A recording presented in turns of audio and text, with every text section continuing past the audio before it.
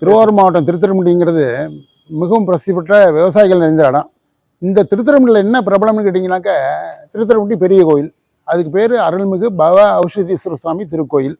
பவ ஔஷதீஸ்வர சுவாமி திருக்கோயிலுங்கிறது என்னென்னு கேட்டிங்கன்னா, பிறவி பயன் தீர்த்துருவார், பிறவி குறைகளை தீர்த்துருவார், மருந்து கொடுக்குறதா இது ஒரு ஐதீகம். இந்த இதில் வந்து உலகத்திலேயே அஸ்வினி நட்சத்திரத்துக்கு பரிகார ஸ்தலமாக விளங்குது. அதனால் சனி ஞாயிறில் பார்த்திங்கன்னா எல்லா பகுதியிலேருந்தும் ஜனங்க வருவாங்க. ஆனால் இந்த அளவுக்கு பார்த்தீங்கன்னா இப்போ சமீபத்தில் என்ன கண்டுபிடிச்சிட்டாங்கன்னு கேட்டிங்கன்னா, அமெரிக்காவில் ஒரு சிலை கண்டுபிடிச்சிருக்காங்க. அந்த சிலையில் வந்து இவங்களுக்கு திருட்டு போனதே 1952 திருட்டு பேருக்கு சிவநடராஜ சிலைன்னு. அந்த சிவநடராஜ சிலை இப்போ அங்கே கண்டுபிடிச்சதில் அங்கே வந்து அருள்மிகு பவசாமி திருக்கோயில்னு கலிபோர்னியாவில் இருக்குது அந்த சிலை. அது இப்போ வரப்போகுது. இதனால் என்ன அப்படின்னு நினைச்சிங்கன்னா, இது வந்து 600 வருட பிரசித்தி பெற்ற ஸ்தலமாக சொன்னாங்க. ஆனால் அந்த சிலையோட வருடம் மட்டுமே 990 வருடமாக காட்டுது. அதனால் 1250 வருடங்கள் பழமையான ஸ்தலமாக இப்போ பூர்த்தி ஆகியிருக்கு. இப்போ இதில் இன்னொரு விசேஷம் என்னென்னு கேட்டிங்கன்னா, மரகதலிங்கம். இந்த மரகதலிங்கத்தோட சிறப்பு என்னென்னு கேட்டிங்கன்னாக்க, பச்சைக்கல் மரகதலிங்கம் காலைல 8:45 9 மணிக்கு அபிஷேகம். 9 மணிக்கு அந்த அபிஷேகம் தேனும் பாலும் ஊற்றி கொடுப்பாங்க. அதை சாப்பிட்டாக்கா வயிற்றில் உள்ள நோயெல்லாம் சரியாக போடும் அப்படின்னு சொல்கிறாங்க. அந்த மரகதலிங்கம் கரைஞ்சி அதோட மதிப்பு மட்டும் 75 கோடி ரூபாய், 999 கிராம் தான் இருக்குது அதோட அளவு வெயிட்டு. ஆனால் அதோட மதிப்பு வந்து கோவிலோட மதிப்போட அனைத்து சிலைகளையும் விட இது அதிகமான மதிப்பு உள்ளது. இது ஒரு முறை 2009 கும்பாபிஷேகத்துலேருந்து கும்பாபிஷேகம் நடந்தபோது 10ஆவது நாள் திருட்டு போட்டு ஜனங்க அதில் வந்து திரும்பி வந்த ஒரே ஸ்தலம், ஒரே சிலை இது ஒன்று தான். மரத்தில் மரகிலம் காலம் பேருக்கு வரலை. ஆனால் இங்கே வந்து ஜனங்கள் பூரா 7 அமைப்புகளும் 7 கட்சிகளும் அதை போராடினாங்க அதை கொண்டுறதுக்கு.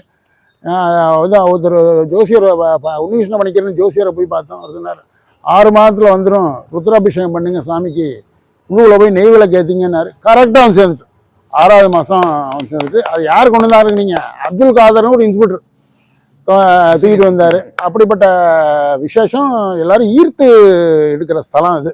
அடுத்து இன்னொரு விசேஷம் என்னன்னு கேட்டிங்கனாக்கா, இங்கே இந்த சுவாமி மெயினான சுவாமி இதை போன இதை கும்பாபிஷேகம் போது சரி அடியில் மருந்து தோண்டின போது பார்த்தீங்கன்னா மரம் மாதிரி வந்துக்கிட்டே இருக்கு. அதில் எப்படி வருதுன்னே தெரியல. அடி நுனியை கண்டுபிடி டப்புன்னு அப்படியே வச்சு விட்டு மருந்தை சேர்த்துட்டாங்க. இப்போ சமீபத்துலேயும் 2 வருஷம் முன்னாடி 2024 கும்பாபிஷேகம் நடந்தது. 2 முறை கும்பாபிஷேகம் 20 வருஷத்தில் நடந்து போச்சு. அந்த அடிப்படையில் பார்த்தீங்கன்னா விசேஷமானது. ஆனால் அம்பா இதில் வந்து 2000 கோடி சொத்து இருக்குது இந்த கோயிலுக்கு. இந்த நகரமே அது நகரம் 4 திசைகளும் உரிமையாளர் வந்து நம்ம திருத்துறைப்பூண்டி பவசாமி திருக்கோயில் தான். தமிழில் வந்து பிறவி மறைந்த திருக்கோயில்னு போட்டிருப்பாங்க. ஆனால் பவ ஔஷத ஈஸ்வரருங்கிறது தான் சரியான வார்த்தை. அந்த அடிப்படையில் பார்த்தீங்கன்னா மருந்துக்களுக்குரிய ஸ்தலம். யாருக்கான ஆப்ரேஷன் நடந்தது எதுவும் நடந்தது அப்படின்னாக்கா உள்ளுக்குள்ள வந்துட்டு அந்த வழி இருக்காது. அவர் நிஜமே ஒருத்தர் சொன்னார், 4 இடம் எனக்கு இவர் ட்ரஸ்டி இருக்கார், இங்கே ஒரு பாலகிருஷ்ண ராஜான்னு ட்ரஸ்டி இருக்கார். அவருக்கு வந்து ஒரு 5-6 முறை ஆப்ரேஷன் ஆகிருக்கு. எனக்கு வீட்டில் உட்காந்தா படுத்துக்கிட்டே இருக்கணும் போல இருக்குது, நம்ம திருக்கோயிலுக்கு வந்துட்டோன்னா உடம்புல வலியே தெரியல அப்படிம்பார். அதேமாதிரி இது ஒரு ரொம்ப இதான ஸ்தலம். ஜனங்கள் வந்து இதோட குறைகளை போய்க்கிறதுக்கு இதெல்லாம் ரொம்ப இன்டீரியர் இருக்கிறதுனால இதை வெளியில் தெரிய மாட்டேங்குது. உங்கள் மாதிரி உள்ள ஜோசிய பெருமக்கள்லாம் பார்த்திங்கன்னா ஜனங்கள்கிட்ட இதை பரப்பணும். இது நான் சொல்கிறது எல்லாமே ஆதாரபூர்வமான செய்தி, எதையுமே கற்பனையோ கலந்தோ சொல்லலை, எல்லாம் இன்சிடென்ட். இப்போ தான் வந்து அந்த சிலை காணும்னோன்னே சிலை திருட்டு போனதை விட்டுட்டாங்க. சிலை திருத்துறைப்பூண்டிக்கு வரப்போகுதுன்னொன்னே நிஜமாவே இந்த கோயில் சேர்ந்ததான்னு தேடுறதுக்கு 10 பேர் வந்தான். அவங்க கான்ஸ்டபிள் எஸ்பி தலைமையில் வந்தான். அங்கேயும் நான் மனு கொடுத்தேன். இங்கே ஒரு 62 சிலை தனியாக இருக்குது, பீரோவில் இருக்குது, எல்லாமே டெஸ்ட் பண்ணுங்க, எல்லாமே இந்த சிலை வந்த மாதிரி இதுலேயும் மாறி போயிருந்தா என்ன பண்ணுறதுங்கிறதுக்காக இதை மெயின்டைன் பண்ணுறதுக்கு அவங்களால முடியல. இந்த 62 சிலைக்கும் உள்ள அலங்காரம் செய்கிறதுக்கு, எனக்கு ஒரு பொறுமானம் செய்கிறதுக்கு, மாலை போடுறதுக்கு வழி இல்லாமல் இருக்குது. இவ்வளோ சொத்து ஒரு 10% 2000 கோடியில் ஒரு 10% 100 கோடி 200 கோடி வரும், பணம் வரும் வாடகையில். அதுவும் வசூல் பண்ண முடியல, போதுமான அளவு வரல.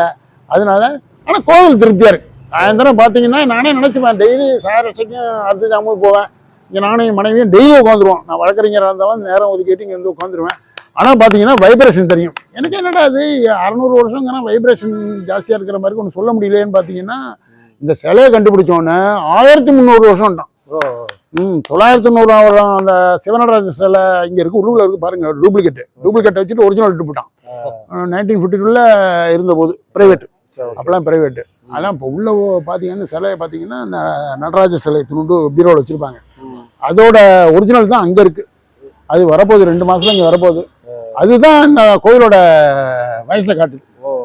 இது வந்து ராஜராஜ சோழன் காலத்தில் கட்டப்பட்டதுன்னு சொன்னாங்க. ம். தளபதிகள்லாம் இங்கே தங்கின போது, இதில் சிலோனுக்கு படையெடுத்து போன போது ஓகே. இந்த படை வீரர்கள்லாம் தங்குற போது கட்டுறாங்க வச்சுங்களேன். ஆனால் இது ராஜராஜ சோழனுக்கு முற்பட்டதாக பட்டு ஓ. 1100 வருஷம் ராஜராஜன், இது 1029 வருஷம். ஓகே. அவங்க அப்பா காலத்தில் சுந்தர சோழன் காலத்துல எல்லாம் கட்டிருக்காங்கன்னு வச்சுங்களேன். அவ்வளோ பிரசிப்பட்ட சொல்ல எல்லாரும் வந்து இந்த வாய்ப்பை உபயோகப்படுத்திக்கணும். உடம்பு சரியில்லாதவங்க எல்லாரும் வியாதி நிவாரணம் ஆகிறதுக்கு, ஆப்ரேஷன் ஆனாலும் வழி தெரியாமல் இருக்கிறதுக்கு, அந்த வழி வந்தவங்களுக்கு தான் வழி இல்லைங்கிறது என்னன்னு தெரியும்.